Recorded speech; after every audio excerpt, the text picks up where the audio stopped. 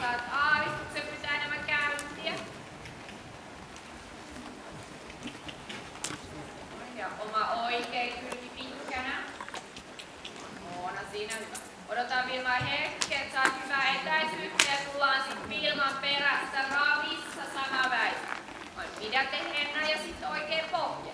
Vaadikaa nyt sitä Lililtä. Nyt vaaditaan sulta vähän enemmän hermoja ja niinku vaativuutta, että sä saat ne asiat siltä Lililtä läpi, mitä sä haluat.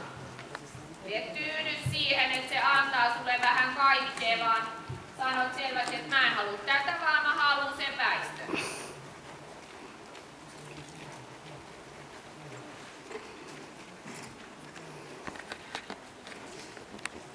Ja sitten tullaan Vilman perässä ravissa sama kohkeen väistö. Nyt ei taas vaan tarvitse tulla sinne tötteröiden väliin, vaan ajattelette vaan, että te saatte sen hevosen sieltä uralta sivulle päin.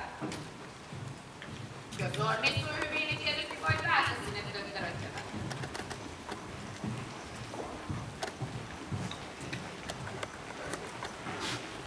Oikein hyvä Vilmaa.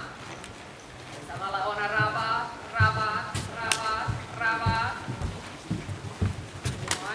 Avistuksen niin parempi tahti saa Oona olla siinä ravissa, että selkeästi ravaa.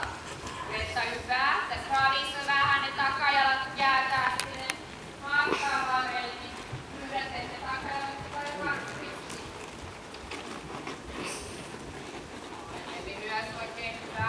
Sonja pidätte läpi.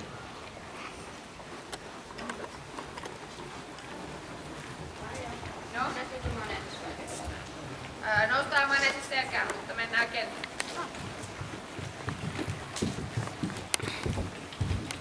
Siinä on Oona nyt paremmin se ravi.